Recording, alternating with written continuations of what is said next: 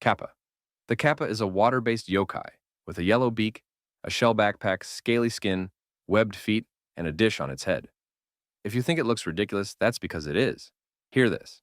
His special abilities include being able to fart 3 times as much as humans, playing sumo and shogi, and peeking under women's kimonos. But if you think they're just silly, somewhat perverted pranksters, you've got it wrong. Because these buttheads, who basically look like a cross between a teenage mutant ninja turtle and Yoda, can and will happily rip the soul out of your ass. Like, literally. The Kappa, despite being the butt of jokes that they are, actually possess human-like intelligence in addition to their super strength and superpowers. And their favorite food? Human anuses. According to the legend, the Kappa likes a certain mythical ball of flesh deep within the anus called the shirikadama, which contains the soul or the life force. I wish I was kidding. The bottom line is, don't fight a Kappa near or in bodies of water. But if you ever have to face one, trick him into taking a bow. A Kappa's power stems from the water inside the dish atop his head. Chances are they'll bow down to you too. And once they do, the dishwater will spill over, weakening it. And surprisingly, once weakened, they'll actually respect you. Because despite being absolute weirdos, honorable Kappas swear friendship to anyone who beats them in a competition or subscribes to my channel. So lesson here, don't be an ass. Bakeneko. Cats are cute. But a cat that walks on its hind legs, speaks fluent Japanese, and is a head taller than you? That's not a cat, obviously. That's a centuries-old Bakeneko.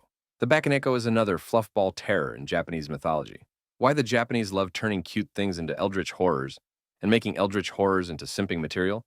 I have no idea. They start off as regular cats until they grow too old and evolve into a bloodthirsty yokai. Sometimes a Bakeneko is even born out of pure vengeance, because apparently 9 lives still isn't enough time to let things go. What makes a Bakeneko truly terrifying, though, isn't the occasional hairball they'll cough up. It's the fact that they can mimic and eventually replace their owners. It's like catfishing, but with actual cats and murder. And if that's not bad enough, these copycats can control zombies, summon fireballs, and make your life a living hell. Final boss energy? Yeah, not quite.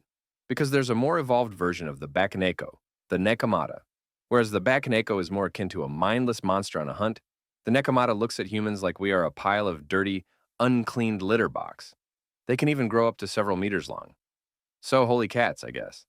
Honestly, the Nekomata would have been the perfect final villain, if not for the fact that they're still cats. If they can help it, they just loaf around and push humans around rather than wish for world domination. Lesson here. Be good at sniffing other people's true colors. You can kill a Bakeneko once the cat's out of the bag. Namazu. Speaking of catfish, did you know there's also an actual catfish yokai? The Namazu, or Onamazu, looks like a regular catfish, only it's big enough to cause earthquakes. The thing is, unlike other yokais who eat humans for fun or out of pure malice, the Namazu just like to vibe beneath the earth. And by vibe, I don't mean chill. I mean vibrate, violently. Wait, that sounds wrong. Anyway, because the Namazu is too fat, the ground shakes whenever he throws a tantrum, destroying towns and cities. It got so bad that a god named Takamikazuchi went down from the heavens to deal with Namazu, and boy did he get clapped. Takamikazuchi isn't just your average homeboy either. He's a sumo wrestler, thunder god, and sword god rolled into one. So naturally, he had the brilliant idea to stab Namazu with a stone on both ends and pin him to the ground. But apparently, Namazu is too overpowered, so Takamikazuchi had to guard him all the time. Because whenever the god is away, the catfish will play. And it just never ends well. Lesson here. If your house is shaking, it's either Namazu or someone upstairs is really enjoying themselves. Yuki-onna. Luckily, not all yokai are hideous. Some are so captivating and beautiful that their looks can kill. Literally. On cold, snowy nights, travelers report seeing a helpless woman stuck in a blizzard. Up close, they discover that the woman possesses an otherworldly beauty with a sweet, calm voice that almost lulls them to sleep. Honestly, you might fall in love and decide to spend your life with her. And if that's the case, you'll be walking on really thin ice. You see, what you'll encounter is actually a Yuki-onna, literally a snow woman. And she's one cold-hearted bitch. With paper white skin too icy to touch and a breathtaking beauty, a Yuki-onna likes to prey on men. Her tactic? Wander around during the snowstorm and wait for an encounter. Because you know the cold never bothered her anyway. Okay, sorry, we're serious.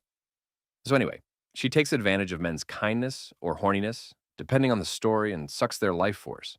If it's the latter, chances are you're dead within the first night. I mean, could you blame her? You see a chick stuck in the snowy fields, and your first instinct is to get down and dirty? Sorry, folks. The Yuki-onna doesn't play around. You go hard, and she'll make you hard by freezing you to death. Sometimes, though, the Yuki-onna can fall in love with and marry her intended victim. Depending on how the husband reacts, they could live happily ever after. If not, good riddance. Lesson here. Don't be too quick to trust strangers in strange places, even if they're hot. Or cold, for that matter. Because instead of getting nice and cozy, you might be getting yourself a cold, hard body. Kitsune. In Japan, there are two kinds of foxes. One that just steals your shoes, and another that steals your life force. And if you're wondering how, by pretending to be your favorite waifu, of course. At first glance, kitsunes look like common wild foxes, big blue eyes, pointy noses, chasing mice and digging holes. Except they can use magic, generate fake fireballs, and do transformation jutsu, so perfect you won't believe it. They come in all shapes, sizes, and numbers of tails. The more tails they have, the older and more powerful they are. With the tenko as the goat. I mean, the fox. That's finest, outstanding, extraordinary. Of them all, by the way. And luckily, most kitsunes are pretty chill.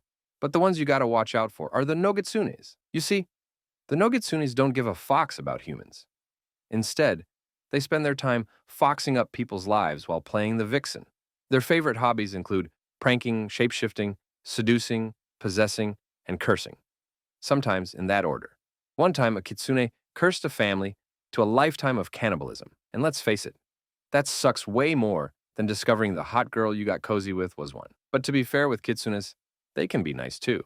They don't forget promises and favors. And if you let them go for that one waifu prank, they might just give you a bag full of cash instead. Lesson here. Dealing with kitsunes is a gamble. How do you know which ones are harmless and which ones are not? Ask them. What does the fox say? If it answers back or sings, run for your life. Oni. The Oni is a gigantic, ferocious demon with big horns and fangs, funky hair, and red or blue skin. They can be found in remote and abandoned places like mountainsides, caves, and even ruined castles. But that's just their hangout spot, though, because an Oni truly belongs in Jigoku, or Hell, where they serve Enma, ruler of Hell, for all eternity. But whether they are in Hell or on Earth, an Oni's favorite pastime is to torment humans. Like all iconic villains, the Oni has one hell of an origin story. They were once humans, so wicked that Enma himself said, "You're hired," and took them home as his homies. Now, humans who are too evil can turn into Onis while being alive. Enma doesn't wait for resumes. If you show promise in villainy, he skips the interview and gives you a pitchfork. So imagine being so terrible that the one and Oni king of Hell himself scouted you early on to become his minion. Unfortunately, this means you are stuck on a sucky job forever with the worst kind of coworkers and a boss who's quite literally Satan. In any case, encountering an Oni is like a death sentence. There's no way out once you come face to face with one. Unless, that is, you got beans in your pocket. Believe it or not, monstrous as they are, you can beat them by throwing beans. Sardines work too. Lesson here. Keep smelly and sharp things in your pocket. Doesn't matter if your crush gives you a side eye, at least you're safe. Jorogumo. Have you ever been told not to hang around with a girl because you might end up in a sticky situation? With a Jorogumo, that is pretty much the case. Except, the sticky situation isn't really what your dirty mind thinks it is. A Jorogumo is a yokai with an upper body of a beautiful woman and a lower body of a spider. And no, she wasn't bitten by a radioactive bug. In fact, she was never a human to begin with. Spiders that live too long can turn into a Jorogumo. Like the Bakeneko, they literally turn into monsters the moment they evolve. And once they do, they start to hunger for human flesh. Now that I think about it, does it apply to every animal in the animal kingdom? If that's the case, an evolved platypus sounds terrifying. The thing is, the Jorogumo is quite the picky eater. She doesn't just pick any starry-eyed, possibly horny young men. Or women. Nope. She wants them handsome, charming, and fresh. And she does so by pulling their heartstrings, making them fall madly in love, and lying in wait in her den. The Jorogumo is known to keep her prey alive long enough to torment it. She also has thousands of regular spiders under her command, and silk thread so strong it would give Spider-Man a run for his money. Unlike her colleagues, the Kitsune and the Yuki-onna, the Jorogumo is a pure predator. She has no ounce of mercy or kindness. Remember, she started as a spider and climbed her way up the web to become the ultimate boss girl. So, slay, I guess. The lesson here is clear. Don't let your pants do the thinking, especially if she has 8 sharp legs that could stab or poison you to death. Yurei. Yurei is a general Japanese word for ghost, like any kind of ghost, from the harmless type who vanishes the second you turn to look to vengeful ones, who drag you to the nearest appliance possible. With pale faces and hair that desperately needs brushing, a Yurei normally appears wearing the clothes they died or were buried in, usually in a white kimono. If you see any signs of violent death, like blood or weapons stuck on their body, prepare to run. Chances are that's not a regular Yurei anymore. That's an Onryo, and an Onryo only wants one thing: vengeance. And I already hear you. I didn't have anything to do with their death. Why should she chase me? Unfortunately, Onryos are solely driven by anger and malice. They went on full destruction mode a long time ago and want nothing else. They become so powerful that they can make anyone sick.